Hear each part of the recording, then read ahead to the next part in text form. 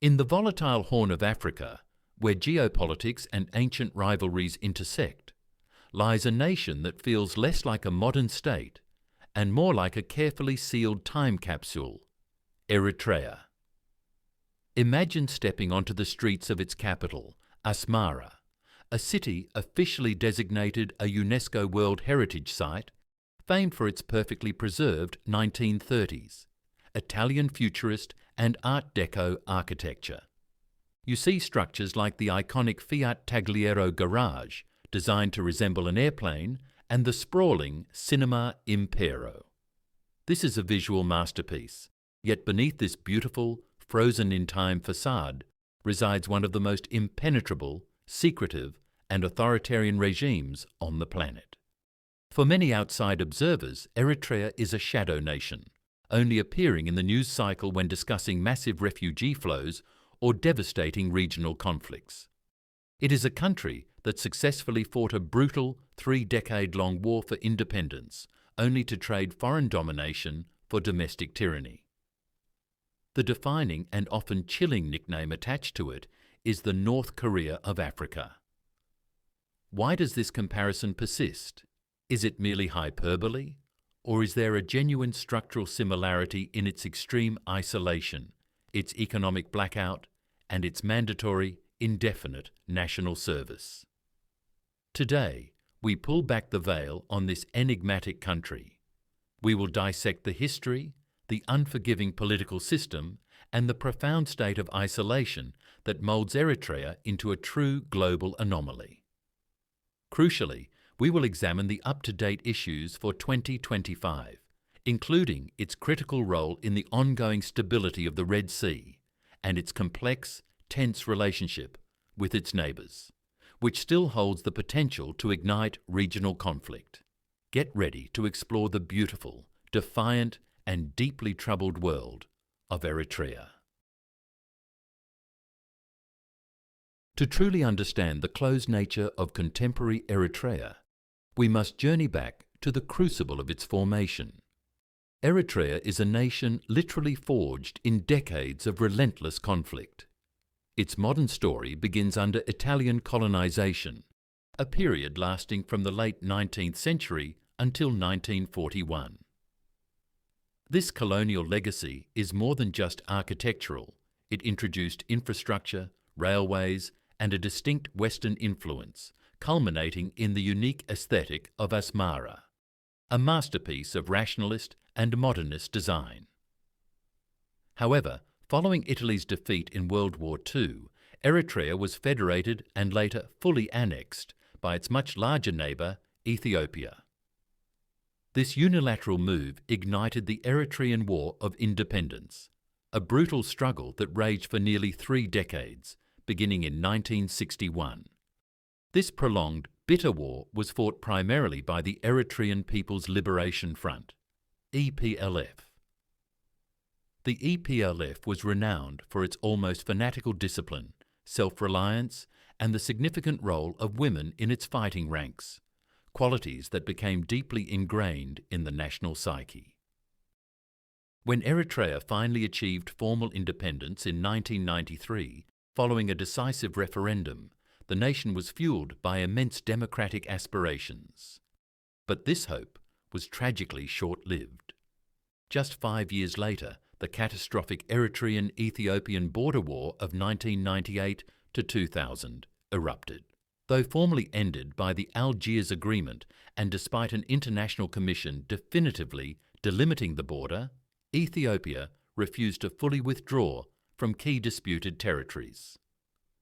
This non-implementation of the border demarcation by Ethiopia served as the definitive political trauma. The regime, led by the first and only president, Isaias Afwerki, seized upon this perceived external threat as the ultimate justification for a permanent state of emergency. This no peace, no war status became the rationale for indefinitely maintaining an absolute military grip over the entire population, transforming the EPLF's wartime discipline into the mechanism of perpetual state control we see today. The legacy of war is not a memory in Eritrea. It is the current, suffocating political reality. This section brings us to the core of the North Korea of Africa comparison, the systematic, multi-layered mechanisms of control that define life in Eritrea. Politically, the state is an absolute monarchy in all but name, run by the single, ruling party, the PFDJ, People's Front for Democracy and Justice. President Isaias Afwerki holds complete, unchallenged authority.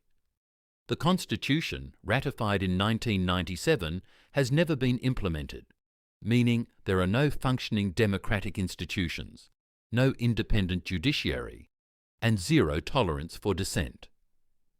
But the most devastating pillar of isolation is the National Service Program. Officially, conscription, often referred to as military training, should last just 18 months.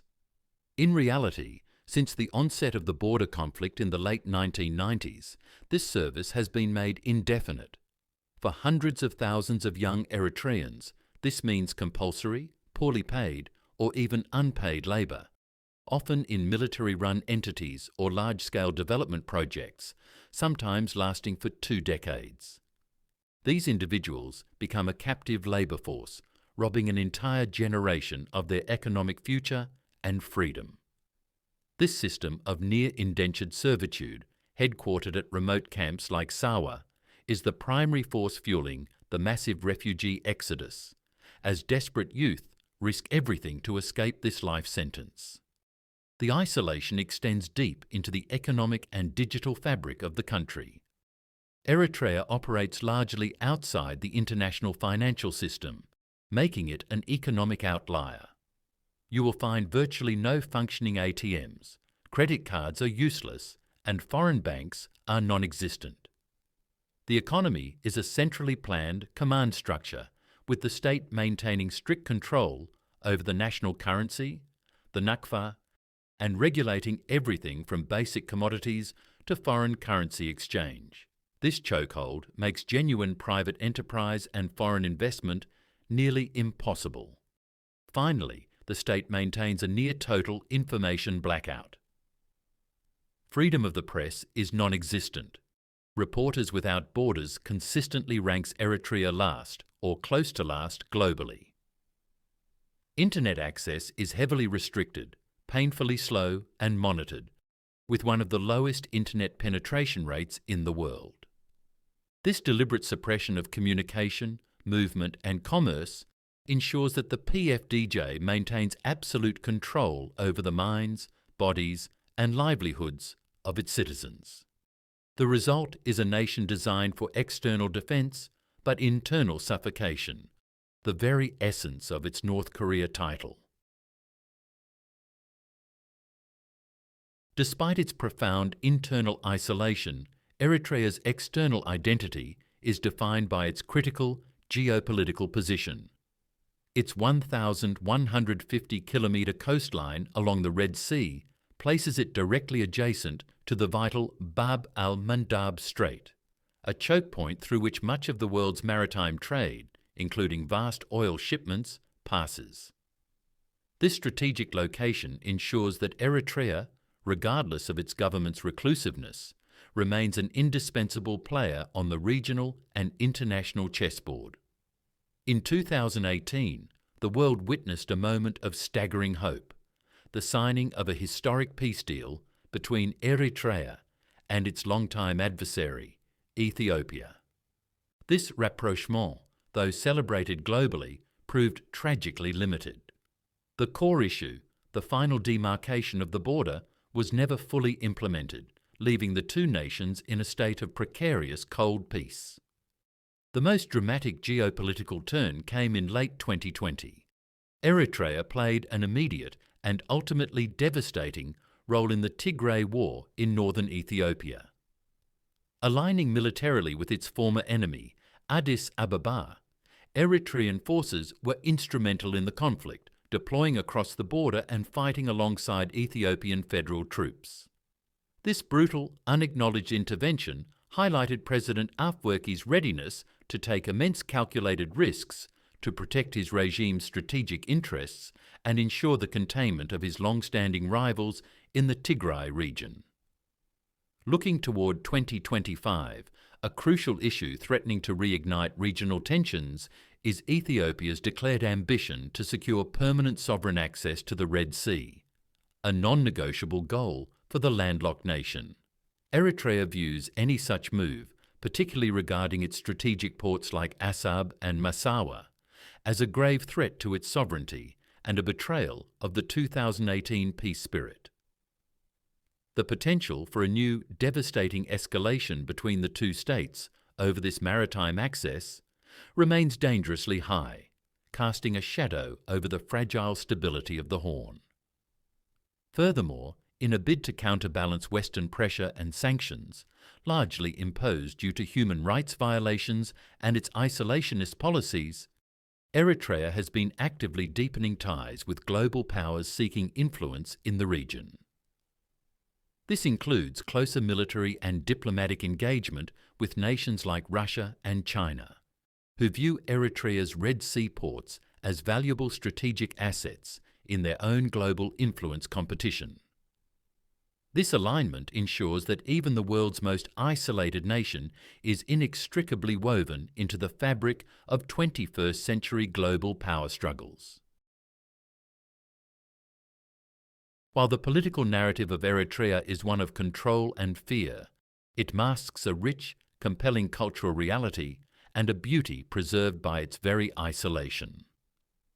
The capital, Asmara, stands as the foremost jewel. It is not merely a collection of old buildings, it is a globally unique living museum of early 20th century architecture. During the Italian colonial boom of the 1930s, architects designed a futuristic cityscape featuring rationalist, futurist, and Art Deco masterpieces. The absence of foreign investment and modern development since its independence means these structures, from grand boulevards to the intricate details of colonial-era cafes, remain almost perfectly intact, offering an unparalleled insight into a specific moment in architectural history. This time warp extends to its transport. Eritrea possesses a remarkably well-maintained collection of vintage Italian classic cars and trucks, often the only working vehicles available, creating the surreal sight of 1950s machinery navigating 21st century streets. Furthermore, the historic Italian-built railway system, a narrow-gauge track that climbs dramatically from the coast up through steep gorges and mountains, remains partially operational.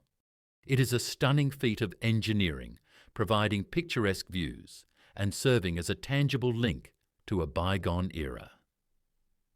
Beyond the highlands, Eritrea boasts a spectacular, rugged coastline on the Red Sea. Here lies the Dahlak Archipelago, a cluster of over 350 islands. Due to the country's limited tourism and fishing infrastructure, these waters are home to some of the most pristine and untouched coral reefs and marine ecosystems anywhere in the world, a hidden paradise for future conservationists and explorers.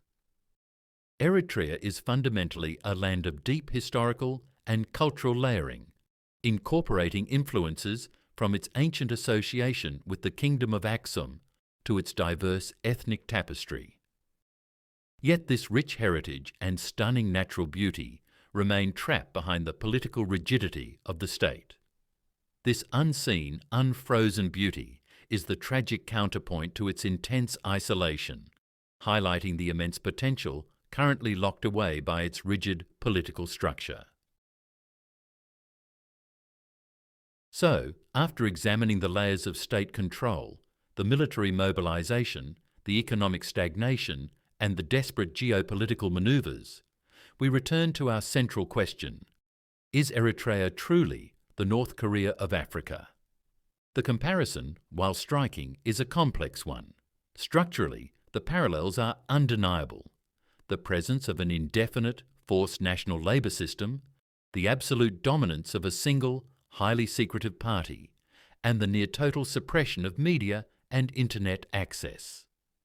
These pillars of state control place Eritrea firmly in the camp of the world's most isolated regimes.